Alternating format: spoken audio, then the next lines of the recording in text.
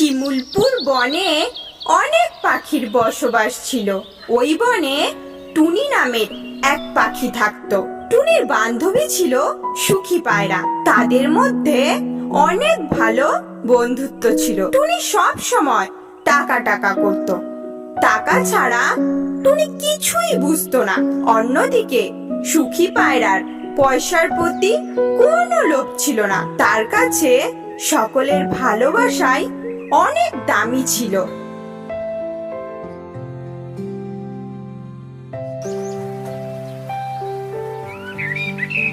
কিছুদিন পরেই দুই বান্ধবীরই বিয়ে হয়ে যায়।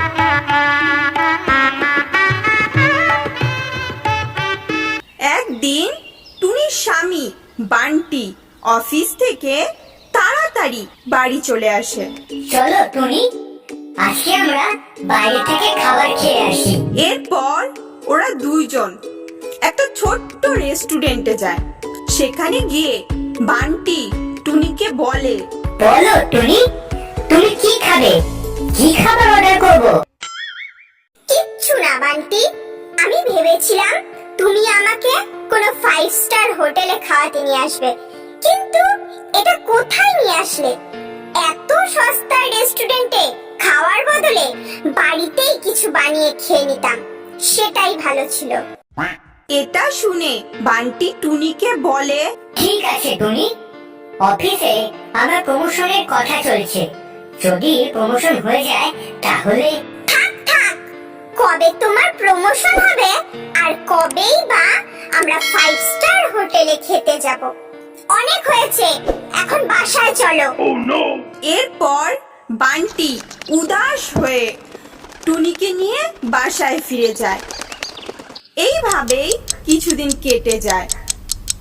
একদিন টুনির বাসায় তার প্রিয় বান্ধবী সুখী পায়রা আসে। আরে সুখী, তুই আসার আগে একটা ফোন তো করতে পারতিস। আরে যদি ফোন করে আসতাম তাহলে এটা সারপ্রাইজ থাকতো না। তারপর ওরা দুজন অনেক গল্প করতে থাকে। টুনি, তোর বরের সাথে আমার কখনো দেখাই হয়নি, তো কোথায় তোর বর? ও অফিসে গেছে, এক্ষুনি চলে আসবে। এমন সময় বান্টি অফিস থেকে বাসায় ফেরে। শোনো বান্টি, ও হলো সুখী পায়রা, আমার প্রিয় বান্ধবী। ও আর আমার একই দিনে বিয়ে হয়েছিল, এর জন্যই আমরা কেউই একে অপরের বিয়েতে থাকতে পারিনি। শোনো, তোমরা দুজন গল্প করো, আমি তোমাদের জন্য গরম গরম পকোড়া ভেজে নিয়ে আসছি। টুনি যাওয়ার পরে বান্টি সুখীর সাথে টুনির ব্যাপারে কথা বলতে থাকে। শুনুন সুখী পায়রা, আপনি তো টুনির প্রিয় বান্ধবী। আপনি তো ওর পছন্দ অপছন্দ সব কিছুই জানেন। হ্যাঁ, আমরা দুইজন দুইজনের সব পছন্দ অপছন্দের ব্যাপারে জানি। আসলে কালকে টুনির জন্মদিন। বিয়ের পর এটাই ওর প্রথম জন্মদিন। তো কি দেব বুঝতে পারছি না। আপনি একটু এ ব্যাপারে সাহায্য করবেন প্লিজ? ঠিক আছে, আপনি ওকে একটা গোলাপের তোড়া উপহার দিন।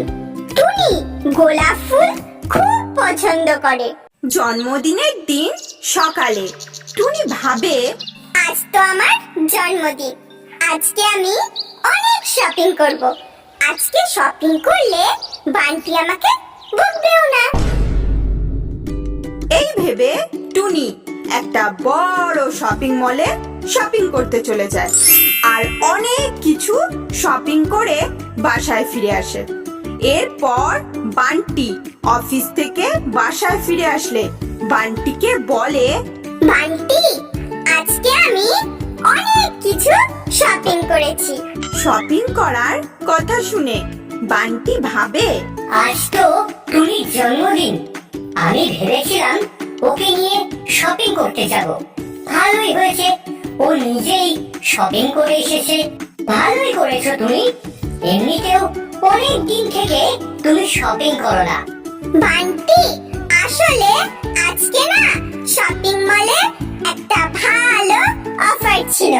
1,00,000 টাকার শপিং করলে একটা সোনার কয়েন ফ্রি। এই দেখো, আমিও পেয়েছি একটা সোনার কয়েন।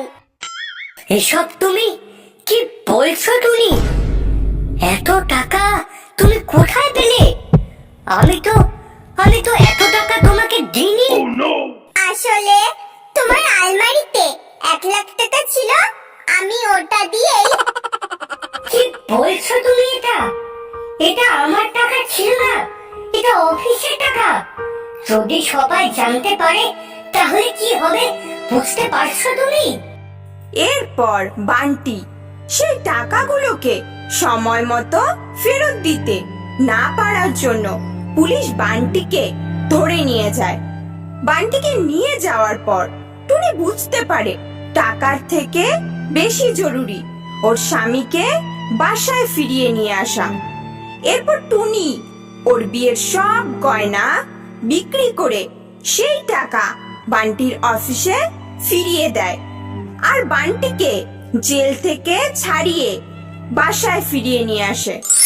এরপর ওরা দুজন খুব সুখে শান্তিতে জীবন কাটায়।